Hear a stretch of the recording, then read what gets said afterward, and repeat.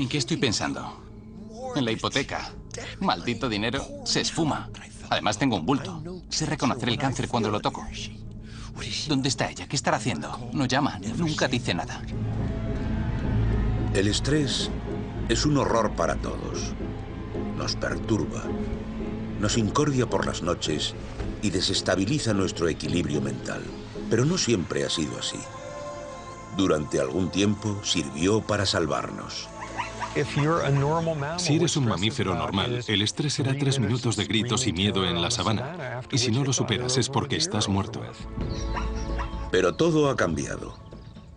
Lo que nos ayudaba a sobrevivir se ha convertido en el mayor escollo de nuestras vidas. Actualmente los descubrimientos científicos en la naturaleza Le he dado. y en el laboratorio demuestran que el estrés no es un estado de ánimo, es algo que se puede medir y es peligroso. No es un concepto abstracto. No es algo que tendremos que solucionar en algún momento. Hay que atajarlo ya. En algunos de los lugares más inesperados, los científicos están demostrando lo letal que puede ser el estrés. La influencia del estrés crónico puede dar lugar a algo tan poco sutil y grotesco como la muerte de algunas neuronas. El impacto del estrés se puede ver en nuestro organismo. Acaba con las neuronas, nos aporta grasa e incluso desenreda nuestros cromosomas. El estrés, salvador, tirano o plaga. Vamos a revelar sus secretos.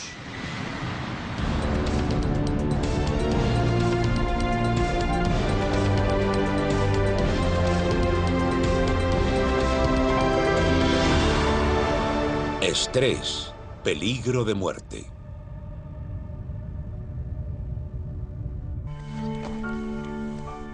Todos tenemos una relación personal con el estrés, pero pocos sabemos cómo opera en nuestro organismo o entendemos cómo el ataque del mundo moderno puede estresarnos hasta el punto de desencadenar la muerte.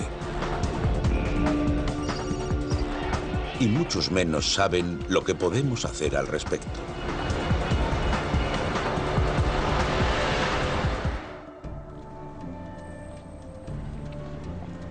Pero durante las 3 últimas décadas, el neurobiólogo de la Universidad de Stanford, Robert Sapolsky, ha investigado sobre el estrés, cómo afecta a nuestro cuerpo y cómo nuestro estatus social puede hacernos más o menos susceptibles. ¿Es eso una mala noticia? Pasa la mayoría de su tiempo impartiendo clases e investigando sobre el estresante mundo de la neurología. Ese es el gran contraste. Pero eso es solo una parte de su historia. Durante unas semanas, todos los años, Sapolsky cambia de laboratorio y viaja unos 14.500 kilómetros hasta las llanuras de la reserva Masai Mara, en Kenia, al este de África.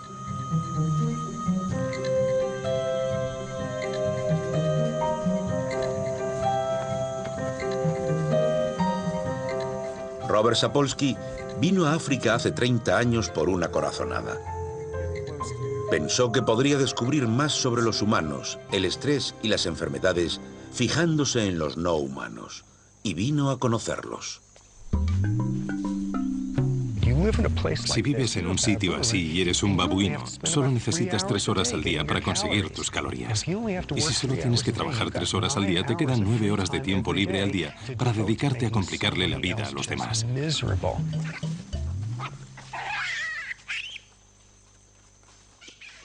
No se sienten continuamente estresados por los leones, pero sí se estresan unos a otros. Se ven estresados por las complicaciones sociales y psicológicas que crea su propia especie. Son el modelo perfecto de las enfermedades causadas por el estrés en Occidente. Para determinar el precio que está pagando su cuerpo debido al estrés, Sapolsky quería examinar a estos babuinos salvajes a nivel celular por primera vez. Para ello necesitaba extraerles muestras de sangre sin que apenas se dieran cuenta. Lo que intentamos es anestesiar a un babuino sin que él se entere, porque no queremos que tenga ese tipo de estrés. Así que no podemos subirnos al jeep y perseguirle arriba y abajo durante 3 horas y al final, cuando esté cansado, lanzarle un dardo con anestesia.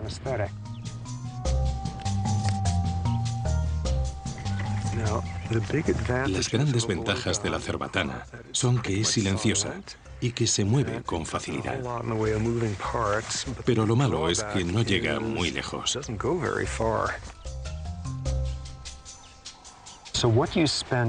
Así que pasamos muchísimo tiempo intentando averiguar cómo pasar inadvertidos entre los babuinos.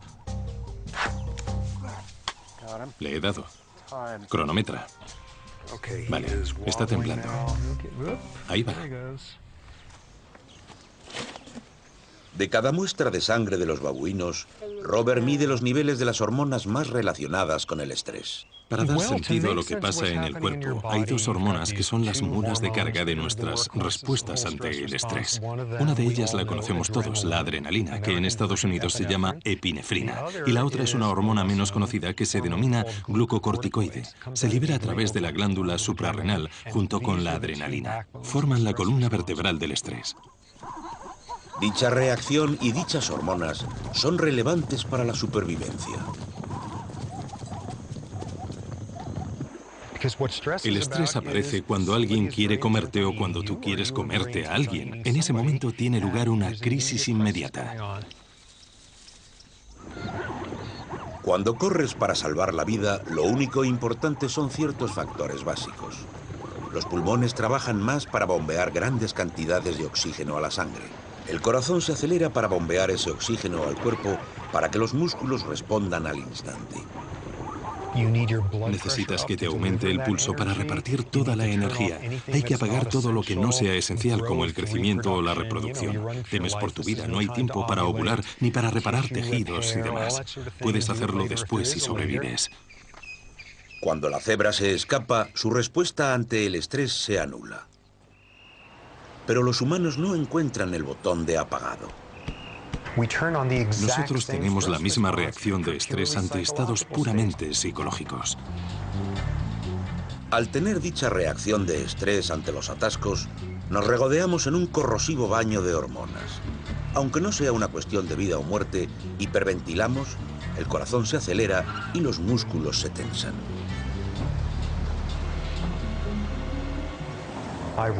Es irónico, pero después de un rato la reacción es más dañina que lo que nos estresa, porque eso que estresa es un sinsentido psicológico que nos preocupa. El estrés es la manera que tiene el cuerpo de actuar ante un reto, ya sea un reto a vida o muerte, algo trivial o divertido. A la cantidad adecuada de estrés la denominamos estimulación. Nuestro objetivo en la vida no es deshacernos del estrés, sino tener el tipo correcto de estrés, porque cuando es el adecuado, nos encanta. Nos morimos por experimentarlo. Pagamos dinero por sentir ese estrés. Aunque tiende a ser un factor de estrés moderado, fugaz. Por eso las montañas rusas no duran 3 semanas, y en ellas casi siempre renunciamos un poco al control, a pesar de estar en un asiento que nos parece seguro. Pero en la vida real, para muchos de nosotros, que somos primates igual que los babuinos de Robert, el control no es una opción.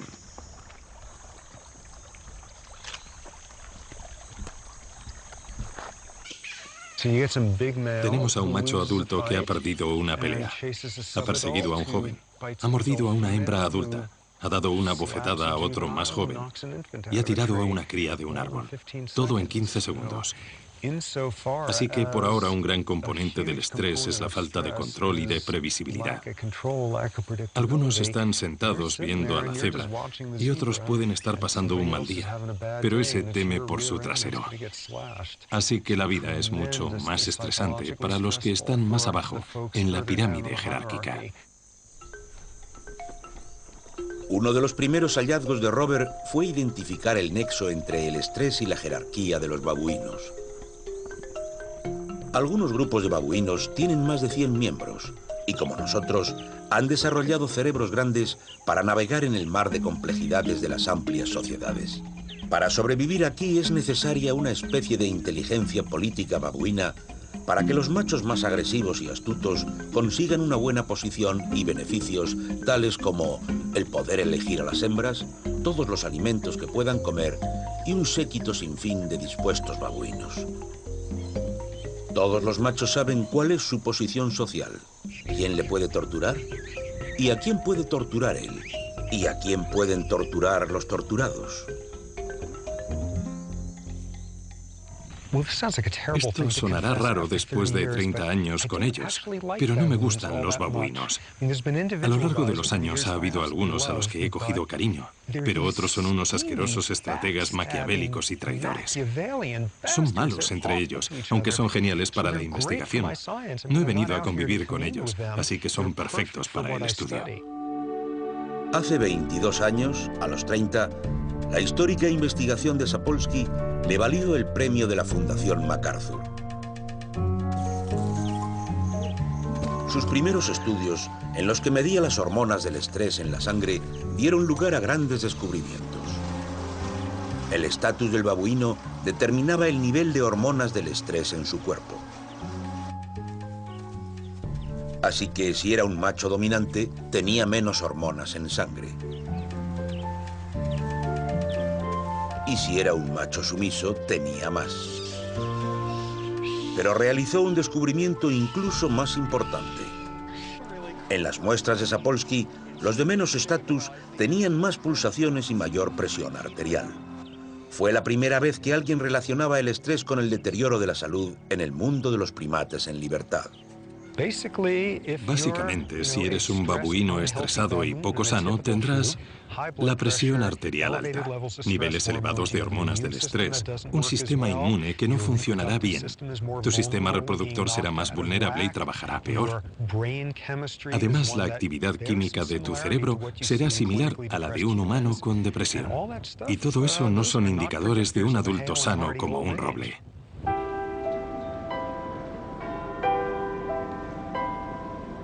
¿Podría ser esto igual en otro primate?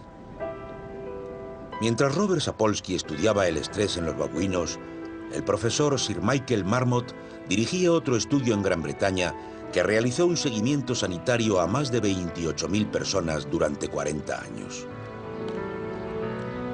Se denominó Whitehall, por la ciudadela de la administración pública, donde todos los trabajos siguen una jerarquía muy precisa.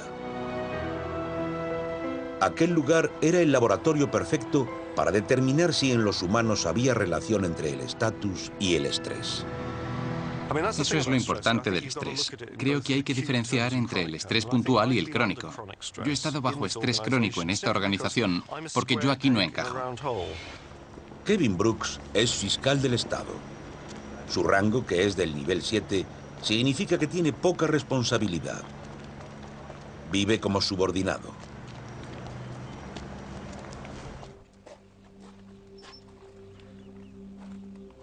Sarah Woodhull también es funcionaria, pero a diferencia de Kevin tiene más experiencia.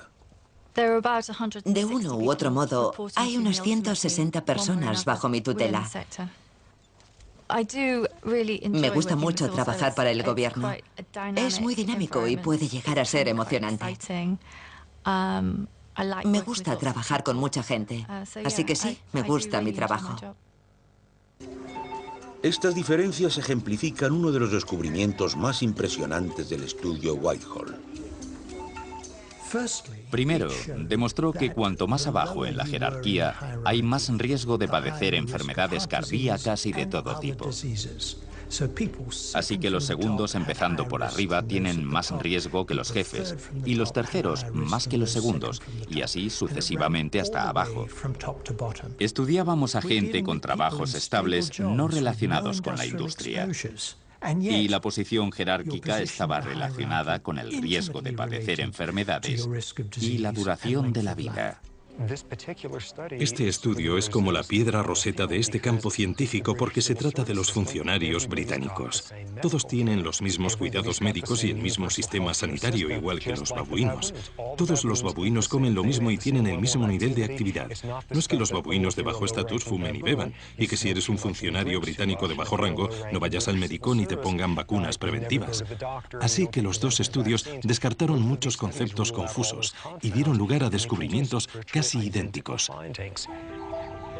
A los dos lados del mundo de los primates hay historias desgarradoras y consecuencias peligrosas. Todos los subordinados, como Kevin, Tienen que vivir con la incertidumbre de los babuinos y tienen un macho alfa con poder sobre los demás, sobre individuos que no lo sospechan, individuos de bajo rango.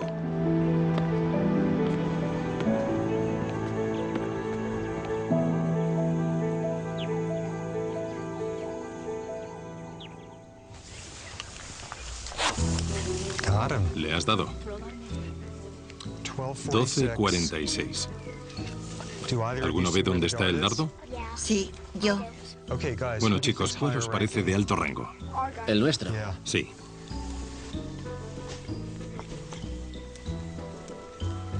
Fijaos bien, aseguraos de que el otro no le moleste.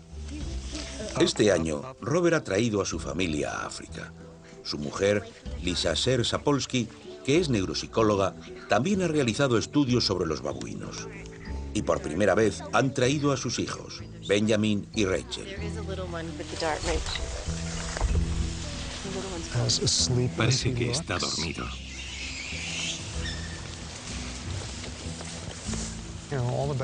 Todos los babuinos están dispuestos a que cualquier humano venga a asustarlos y a tocarlos. Pero ya no se les mete en un saco. Dios mío, está ahí. Ahí. Ya no. Vale. No es como llevarse a los niños al trabajo. Pero esto forma parte de lo que soy y de lo que mi mujer y yo somos. Y si los niños quieren saber lo que hacemos, esto es fundamental. Como en otras temporadas, Robert controla cómo reaccionan los individuos de todos los niveles dentro de la jerarquía de los babuinos y cómo se recuperan del estrés. Ahora vamos a retar al sistema, incrementando las dosis de epinefrina.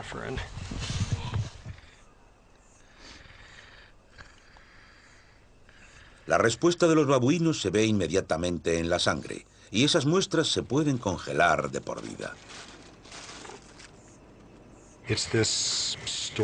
En este almacén de sabiduría potencial, tengo 30 años de muestras de sangre congeladas, porque nunca se sabe cuándo aparecerá una nueva hormona o cualquier cosa.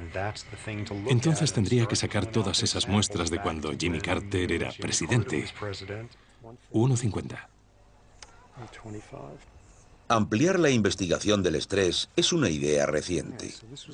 Cuando Robert tenía la edad de Rachel, los científicos pensaban que el estrés solo era la causa de un problema importante. Those stomach pains that you talk about, the gnawing, the burning, those are obvious symptoms of gastric ulcer. Hace 30 años, la dolencia relacionada con el estrés que se le venía a la mente a la gente eran las úlceras. Estrés y úlceras. Y de hecho fue la primera dolencia relacionada con el estrés que se descubrió hace ya 70 años. What I want you to do is to work on your attitude. My attitude? That's right. Ulcers breed on the wrong kind of feelings. You've got to be honest with yourself about the way you feel about things. Finding a new doctor sounds like a better answer to me. La conexión entre el estrés y las úlceras fue lo más recurrente entre los médicos hasta la década de los 80. Después, unos investigadores australianos identificaron una bacteria como causante de las úlceras. Esto cambió todo por completo. Se descubrió que no tenía nada que ver con el estrés porque era una dolencia bacteriana. Y apuesto lo que sea que cuando los médicos digestivos del planeta se enteraron, salieron a celebrarlo. Fue una buena noticia. Ya no tendrían que sentar a sus pacientes y preguntarles, mirándoles a los ojos, qué tal les iba y si estaban estresados. No tenía nada que ver con el estrés, era una dolencia bacteriana. Así que la solución ya no era tratar el estrés. Ahora podía tratarse con algo tan sencillo como una pastilla. Fue un gran descubrimiento. El estrés no producía úlceras. Caso cerrado. Pero unos años más tarde, la investigación dio otro giro. Los científicos averiguaron que la bacteria causante de las úlceras no era única. De hecho, unos 2/3 de la población la tienen. Pero, ¿por qué solo algunos desarrollan las úlceras? La investigación desveló que con el estrés, el cuerpo empieza a cerrar los sistemas que no son imprescindibles, y entre ellos, el sistema inmunológico. quedó claro que si el sistema inmunológico no funciona, la bacteria estomacal tiene vía libre.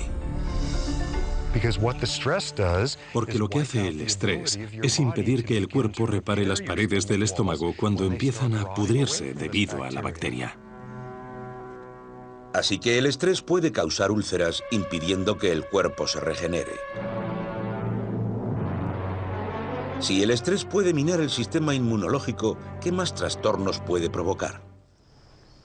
La respuesta la encontramos en una colonia de macacos que vive cerca de Winston-Salem, en Carolina del Norte.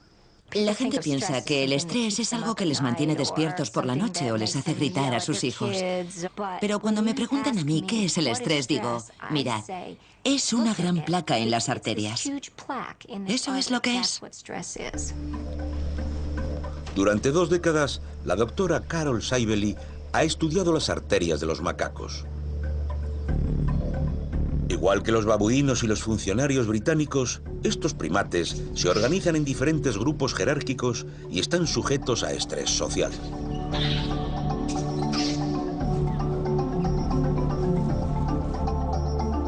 Las hormonas del estrés pueden provocar una respuesta cardiovascular negativa, pálpitos y aumento de la presión arterial.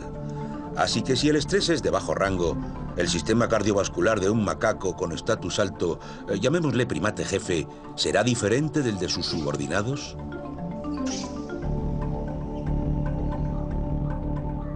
Cuando Saibeli se fijó en las arterias de los monos dominantes con poco estrés, sus arterias estaban limpias. Sin embargo, las arterias de un mono subordinado eran muy distintas. Las arterias de los subordinados tienen más arteriosclerosis en su interior que las de los dominantes.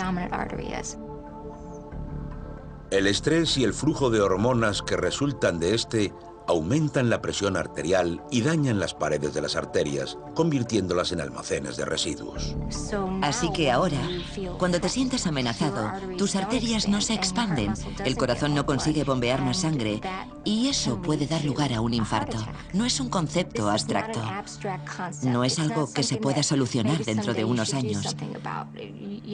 Hay que atajarlo ya, porque afecta al funcionamiento de tu cuerpo. Y el estrés de hoy afectará a tu salud de mañana y del futuro. El estrés social y psicológico, tanto en los macacos como en los humanos y los babuinos, puede obstruir nuestras arterias, restringir el flujo sanguíneo y poner en peligro la salud del corazón. Y eso es solo el principio de este mortal proceso.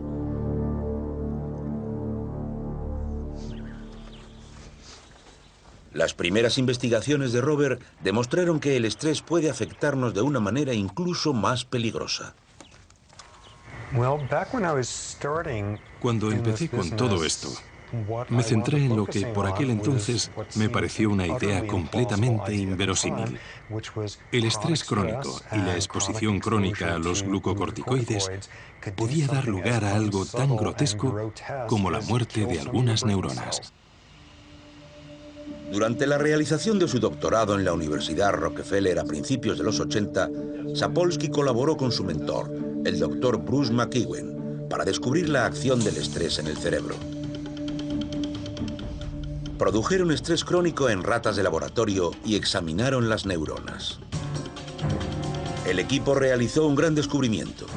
Mientras las células de una rata normal tenían extensas ramificaciones, las ratas estresadas las tenían mucho menores.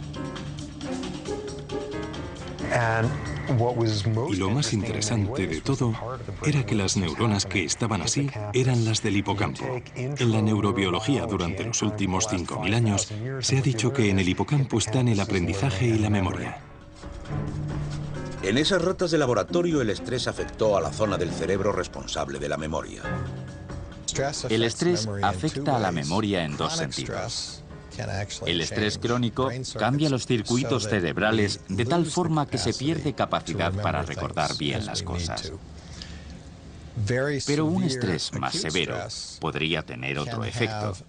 Se suele considerar que el estrés nos hace más tontos, pero lo que hace es que no nos acordemos a corto plazo de cosas que sabemos muy bien. Además de minar la salud, el estrés puede hacernos sentir miserables. Carol Saibeli quiso saber por qué y empezó analizando el placer y no lo contrario.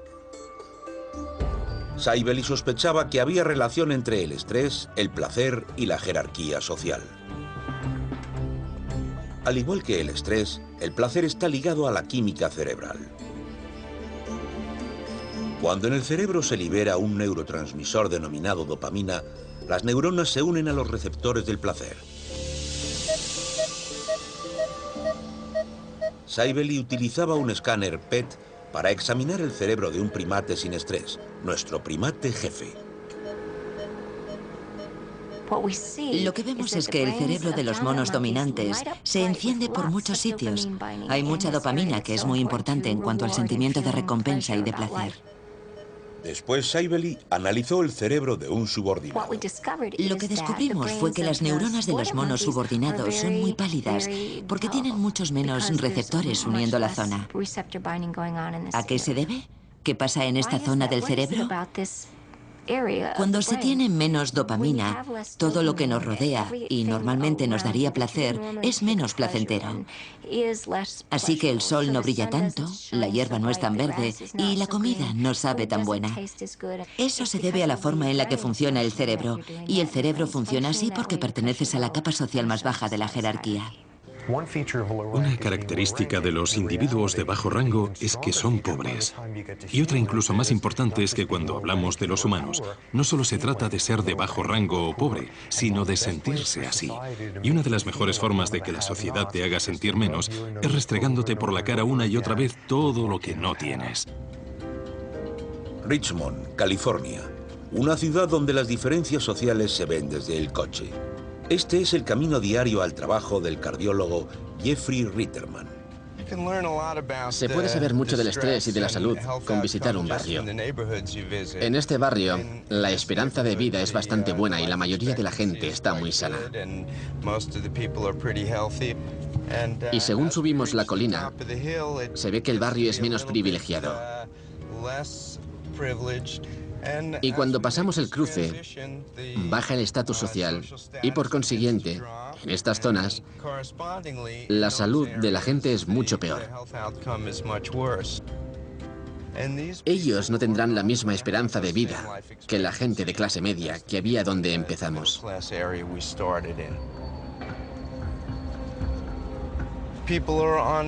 La gente está en guardia, vigilando. Viven con más estrés.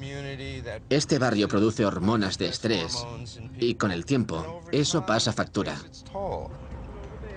Uno de los pacientes de Ritterman es Emmanuel Johnson, de 65 años. Es trabajador social en uno de los barrios más peligrosos de Estados Unidos. El año pasado creo que tuve 47 homicidios. Y en los últimos 4 días hemos tenido 11 tiroteos y 3 muertos. Sé que 9 de cada 10 veces morirá un familiar o un conocido de los niños. Para Emmanuel Johnson, la exposición a este tipo de estrés tiene un precio. Hace 5 años me dio un infarto y soy diabético. Tengo que trabajar con estas cosas porque llevo en esto 20 años. Este trabajo es muy estresante, así que con los años ha ido apareciendo el colesterol, la tensión, el azúcar, pero el estrés siempre ha estado ahí, mucho antes que lo demás. En cambio, el cuerpo de Emmanuel Johnson quizá nos diga otra cosa sobre el estrés. El estudio Whitehall de Inglaterra descubrió un nexo increíble entre el estrés, la posición en la jerarquía social y el sobrepeso. No solo tiene que ver con el peso, sino con dónde se cogen esos kilos. Y la distribución del peso está relacionada con el estatus en la jerarquía. Y eso, a su vez, puede estar relacionado con el estrés crónico. Entonces dijimos, ¿eso pasará en los monos porque se organizan jerárquicamente?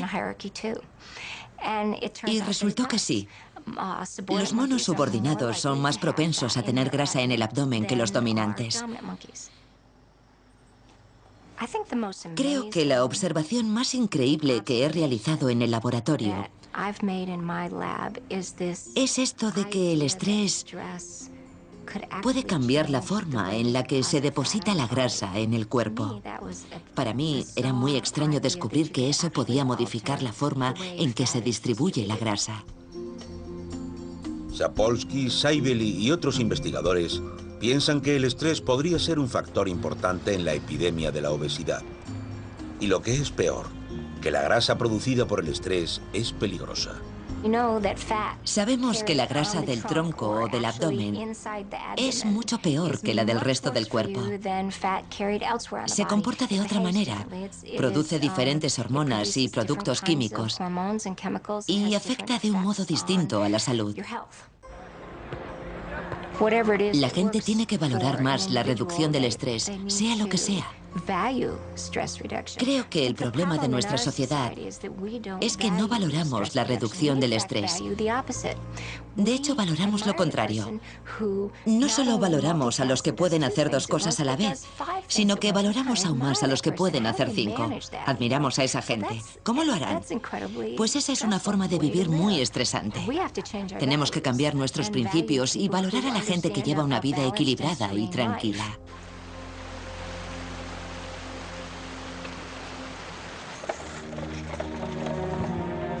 Uno de los momentos más duros de la historia nos muestra cómo el estrés puede afectarnos mucho antes de tener uso de razón.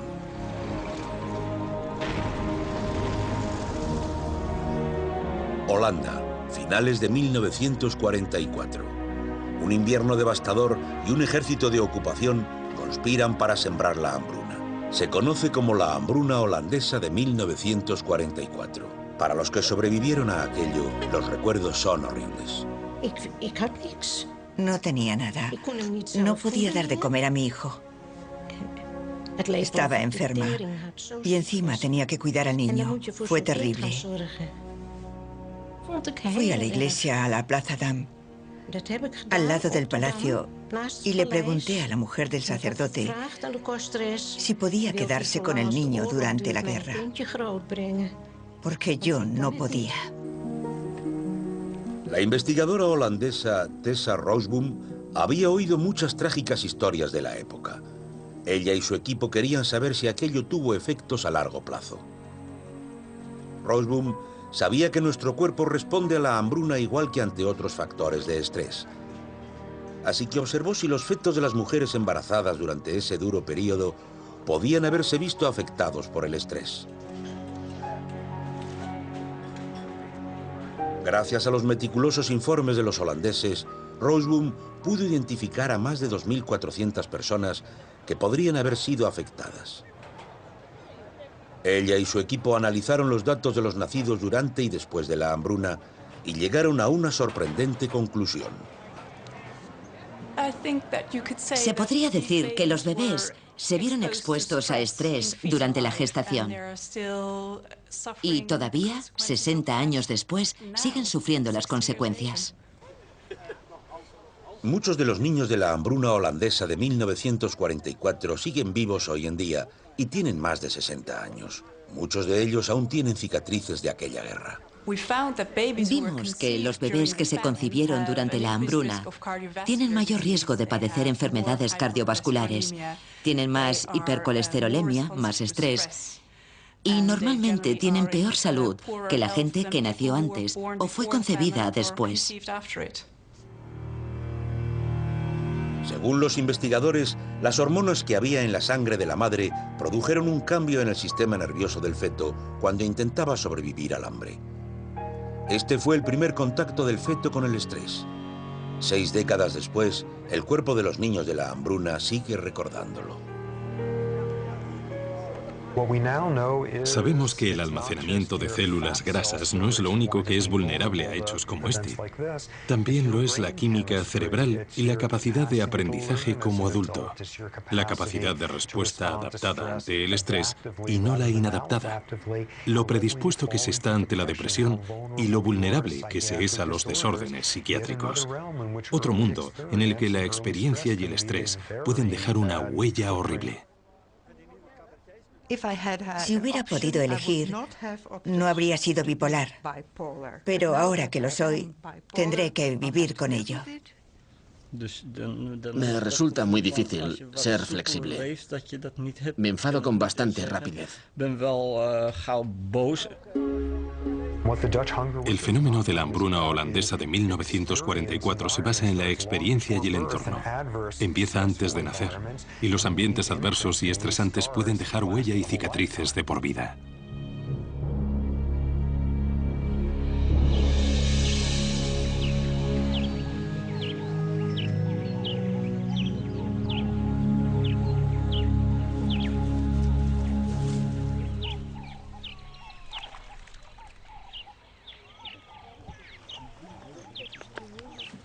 Durante la investigación multigeneracional de este año, Robert, que se ha pasado gran parte de su carrera investigando los efectos del estrés en los individuos y en las células, ha localizado estrés en nuestro organismo más interno.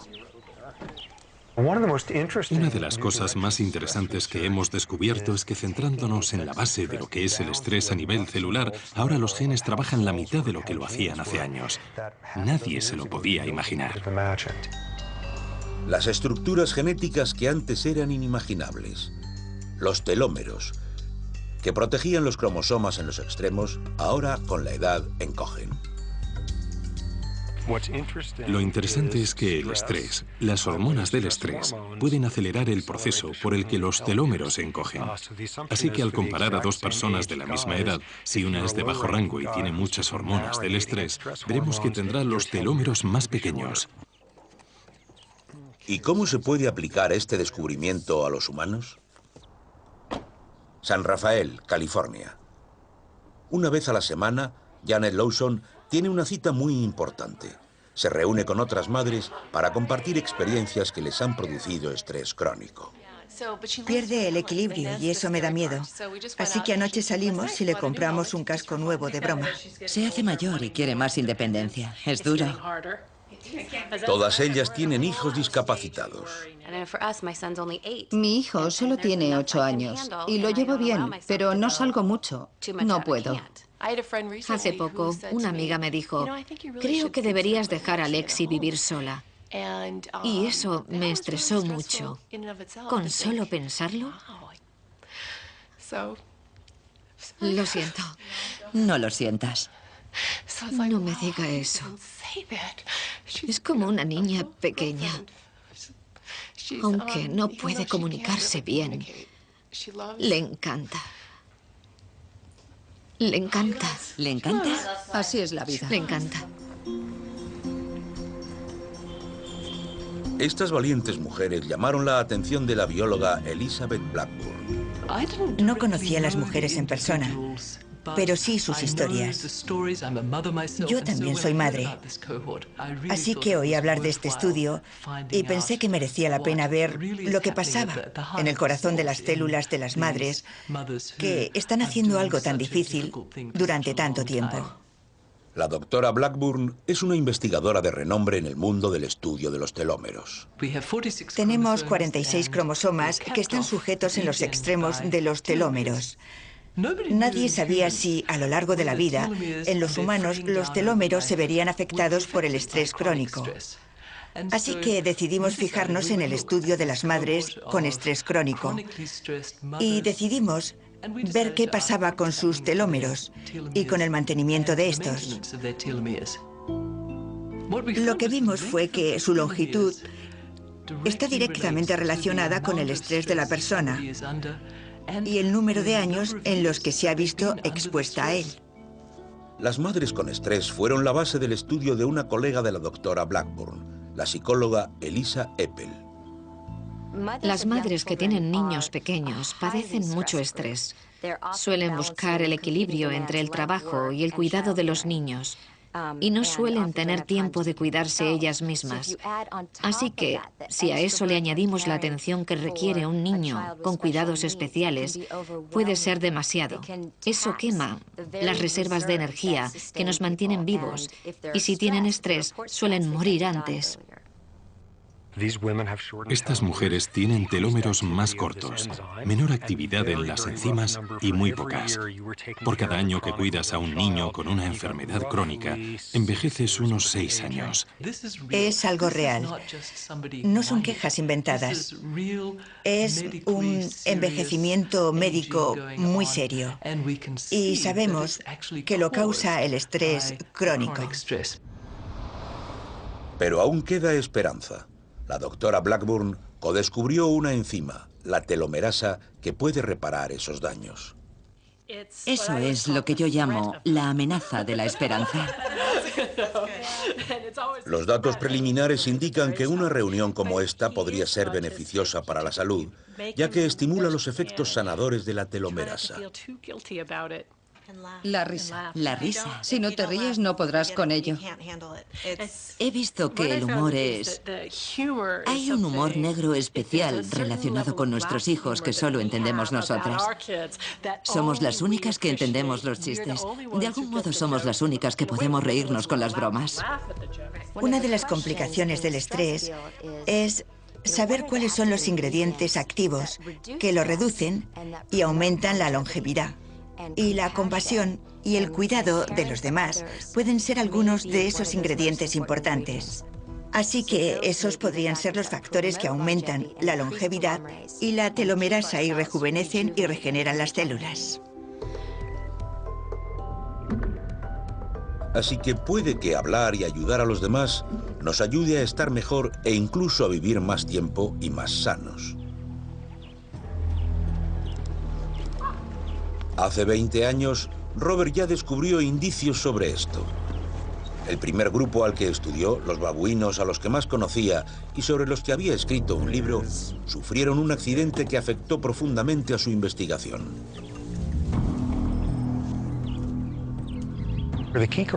Hace 30 años empecé con el grupo Kikirok y por aquel entonces eran nuestro grupo de babuinos. Es decir, los machos eran agresivos, la sociedad estaba muy bien estratificada y las hembras sufrían bastante. Así era nuestro grupo de babuinos. Y luego, unos 20 años después, pasó algo horrible y científicamente muy interesante. El grupo Kikirok se dirigió a buscar comida al vertedero de un centro turístico muy conocido. Resultó una expedición mortal. Entre la basura había carne infectada de tuberculosis. Así que la mitad de los machos del grupo murió. Aquello también me afectó a mí psicológicamente. Estaba muy enfadado. Cuando tienes 30 años, no puedes involucrarte tanto con un grupo de babuinos, y yo estaba muy involucrado.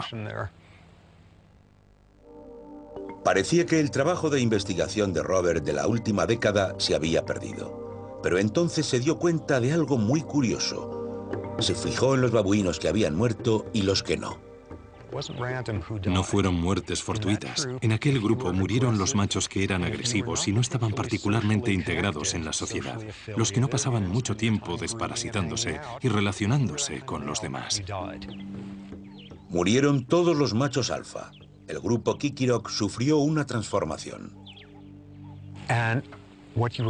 Se quedaron con el doble de hembras que de machos, y los machos que quedaron eran, para utilizar jerga científica, buenos machos. No eran asquerosos y agresivos, eran buenos con las hembras, socialmente muy conciliadores, y eso transformó el ambiente que había en el grupo. Cuando los babuinos machos llegan a la adolescencia, suelen dejar su grupo y buscan una nueva manada. Y cuando los nuevos adolescentes se unen al grupo, son tan malos como cualquier adolescente del planeta y tardan unos 6 meses en aprender que aquí no son así, que no hacen esas cosas, no son tan agresivos, pasan más tiempo desparasitándose y los machos son más tranquilos unos con otros. Además, no conseguirán nada con las hembras si ellos están de mal humor. Los nuevos suelen tardar unos 6 meses hasta que asimilan el estilo. Dentro del mundo de los babuinos, este grupo en particular es muy poco agresivo y está muy centrado en las relaciones sociales. Son así 20 años después. Aquella tragedia mostró a Robert una lección muy valiosa. No solo sobre las células, sino también sobre cómo la ausencia de estrés puede afectar a una sociedad. ¿Tienen los mismos problemas de tensión alta? No. ¿Tienen los mismos problemas en la química cerebral y sufren ansiedad y tienen hormonas, muchas hormonas del estrés? Para nada. No solo se trata del rango, sino de lo que tu rango signifique en tu sociedad. Y lo mismo sucede con los humanos, aunque hay una pequeña diferencia. Nosotros pertenecemos a muchas jerarquías diferentes y puede que alguien tenga el peor trabajo en la empresa, sin autonomía, control ni previsibilidad. Pero puede que ese año sea el capitán del equipo de softball y seguro que tendrá todo tipo de medios psicológicos para pensar que el trabajo es solo un trabajo de 9 a 5 y que la vida va más allá, que lo importante es el softball. Soy el jefe del equipo, la gente me valora y se dará cuenta de que en lo que realmente te importa está en un buen lugar.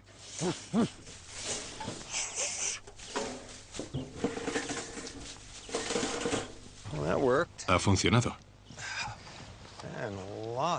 Mucha caca de babuino.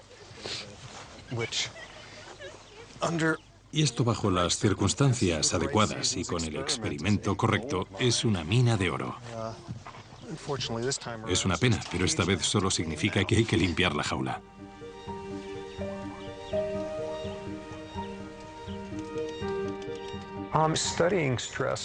Llevo 30 años estudiando el estrés y le explico a la gente lo que tiene que cambiar de su vida.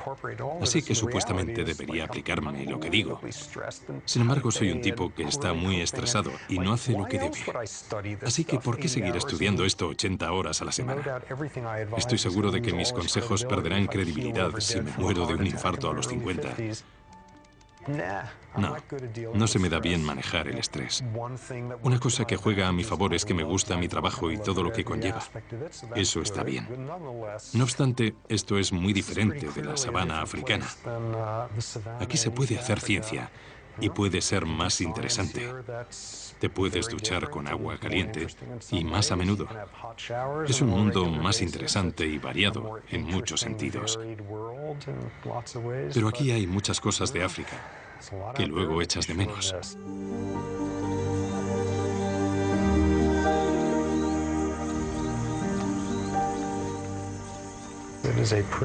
Es un sitio milagroso donde toda la comida está buena y las sensaciones son 10 veces más intensas.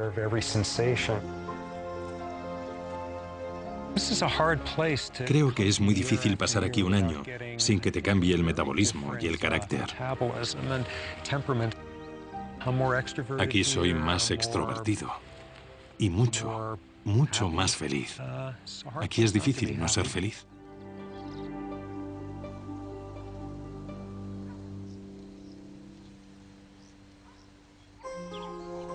Así que un antídoto para el estrés podría ser encontrar un lugar donde se tenga el control. Pero, ¿cómo podemos encontrarlo si pasamos tanto tiempo trabajando? Yo diría que lo que hemos aprendido del estudio Whitehall y del estudio de los primates es que las condiciones en las que se vive y se trabaja son vitales para la salud. Sarah Goodhall, nuestra experimentada funcionaria, disfruta de los beneficios de tener control. Yo creo que no tengo estrés. No trabajo 100 horas a la semana. Controlo la cantidad de trabajo que tengo para asegurarme que puedo seguir haciéndolo a largo plazo. Control, la cantidad de control, está muy ligada al lugar que se ocupa en la jerarquía laboral. Y hemos descubierto que, en general, cuando la gente nos informa de que las cosas han empeorado, de que el estrés ha aumentado, los índices de la enfermedad también aumentan. Cuando la gente nos dice que tiene más control, que recibe mejor trato en el trabajo, que todo es más justo y que las cosas van mejor, la enfermedad disminuye. He tenido mucha suerte. Nunca he tenido problemas de salud. Pero no todo el mundo tiene tanta suerte. Así que, ¿qué podemos hacer la gran mayoría que no estamos en el poder? Hay que involucrar más a la gente en el trabajo, darles más responsabilidad en lo que hacen, más recompensas dependiendo del esfuerzo que hagan. Y así se conseguirán trabajadores más sanos y mayor productividad.